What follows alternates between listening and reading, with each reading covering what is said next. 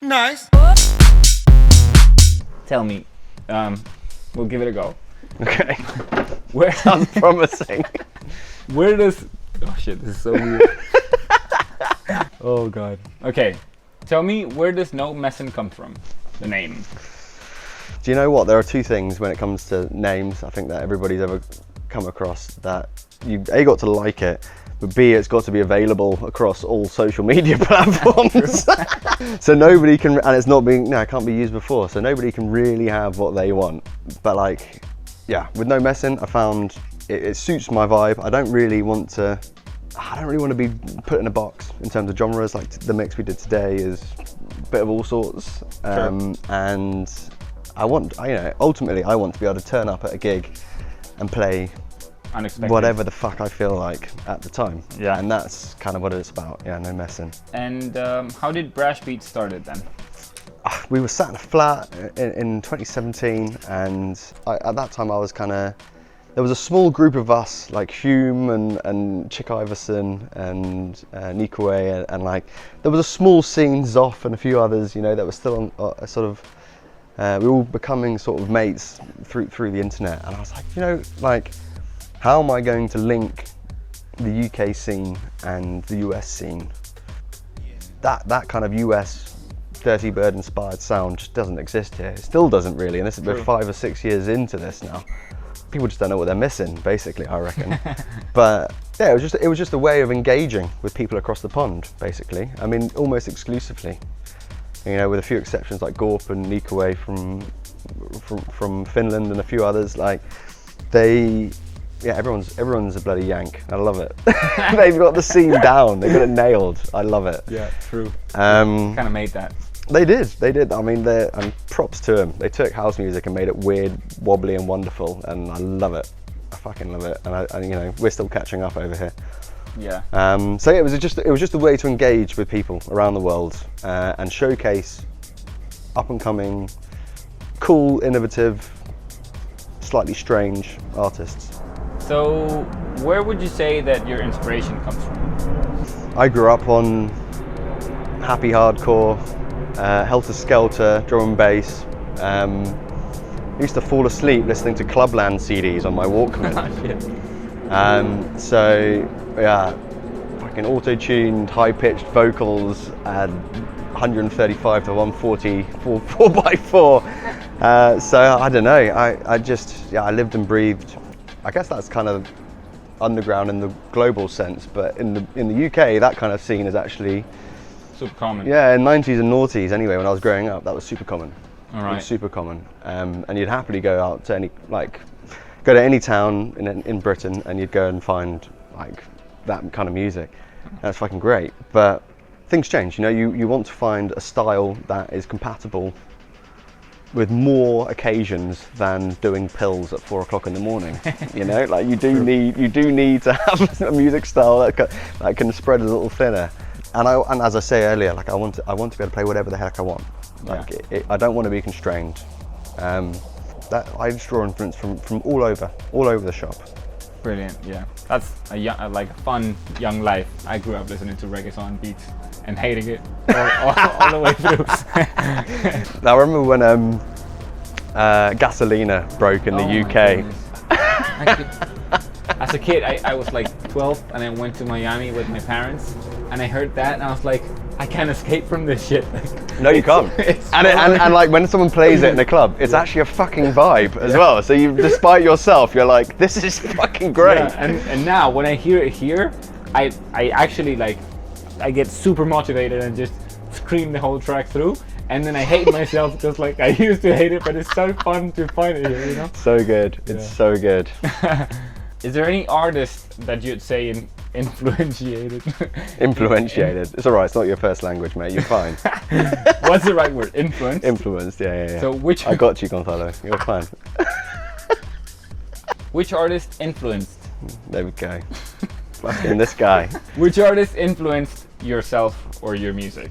I mean, to be honest with you, in our world, the sort of left field of house music, there are a few, you know, gods amongst men, which honestly I would say, or gods amongst people, Like the, you know, Claude Von Stroke, Green Velvet spring to mind immediately. You know, they are people who've been in the scene a very long time, been through a variety of different genres over the years, been through multiple failures, and still kept going and kept producing music. So it's as much about inspiring me, like in terms of music, as inspiring me as with the journey and like the end game, which is about enjoying yourself and sharing that enjoyment with other people. Brilliant. You know, and even though they're in their 50s now, they're still out there as Get Real, you know, breaking it down. True. How cool would that be? 100%. I mean, you'll be in your 40s, you bastard, but I'll be in my 50s, which counts, right? Definitely. But do you know what I mean? I think that's what is so inspiring to me, is that there's no time limit on this. Yeah.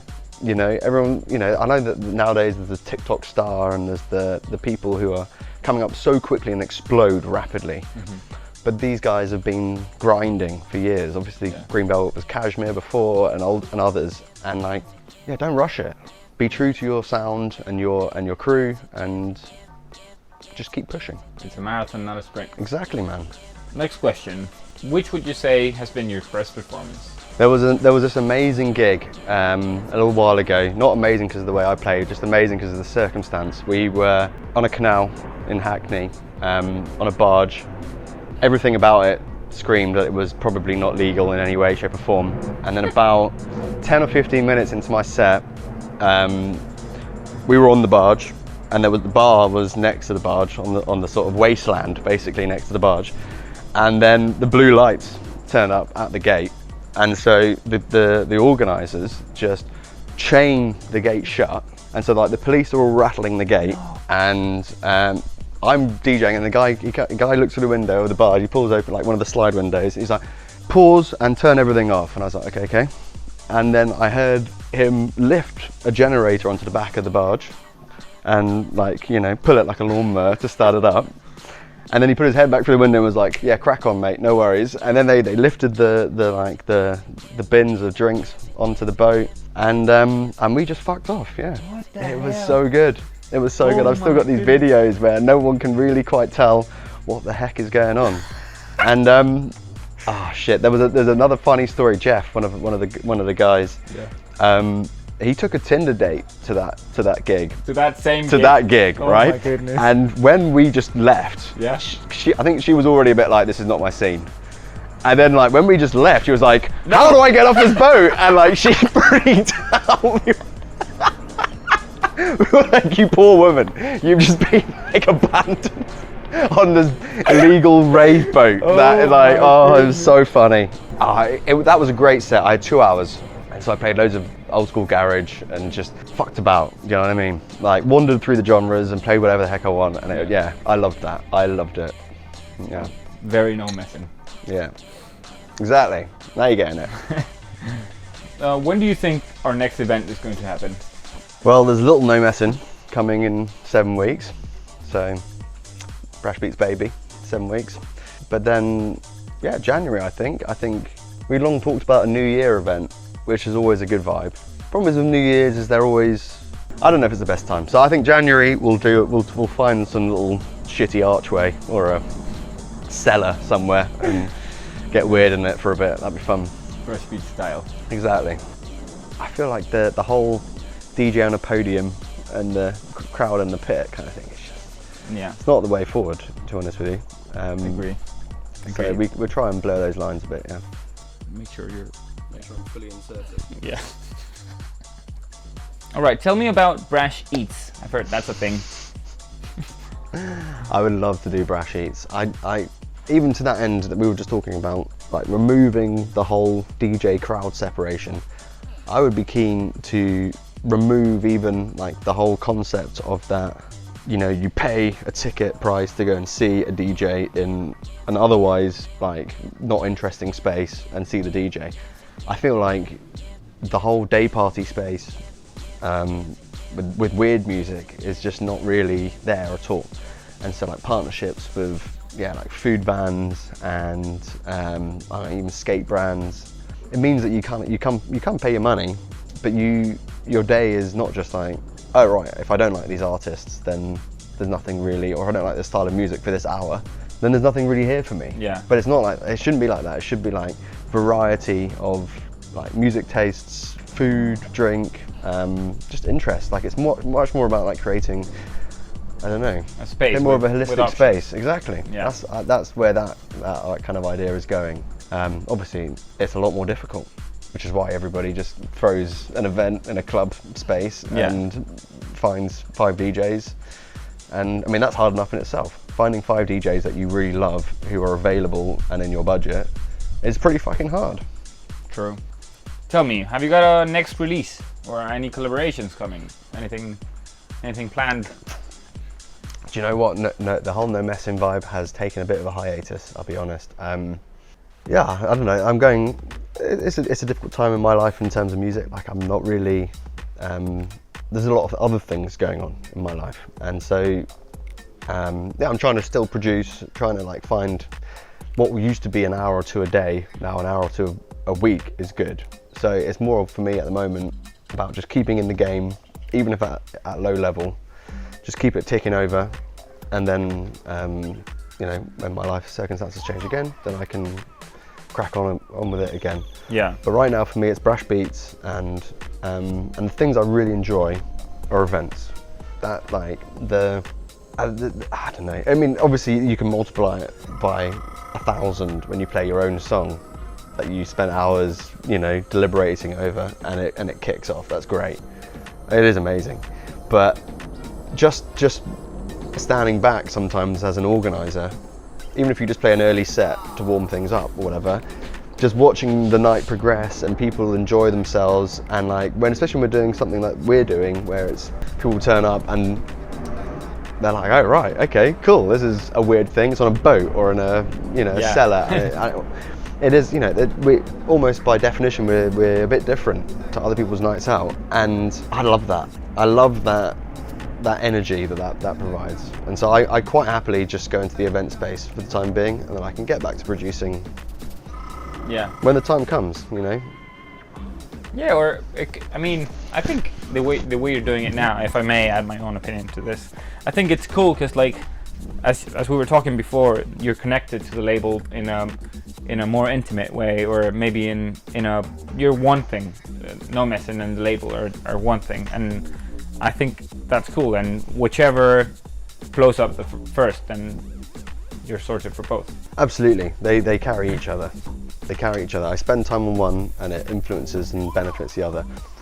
And you know, that's kind of where I want to get to with A21, Mexver, and J-Muns, and like the other people involved deeply at the moment. I want to get more people involved, but like if we can, like people should feel that there is a benefit for them investing their time and effort, because let's be honest, time and effort are not, you know, unlimited resources. Yeah. So it should be something that's rewarding in itself, but also like tangibly beneficial. Where does the name Brash Beat come from? Brash Beats. Yeah, the UK scene, and anybody who's been in and around London, is the house music scene is generally quite clinical house music. We don't even really mess around too much with like American tech house music. I mean, look, if you look at like Chris Lorenzo or Chris Lake, and obviously Anti Up, they've had to go to America to sell that brand. True. You know, it doesn't work here. Like Chris Lake's brand of house music wouldn't I don't think would sell out clubs in London. Here it's much more sort of that minimal, chunky, stripped back house. So Brash Beats is designed, or hopes, I guess, to be like an antidote to that. You know, like something weird that is hostile initially, but like confronts the norm and just doesn't really give a fuck.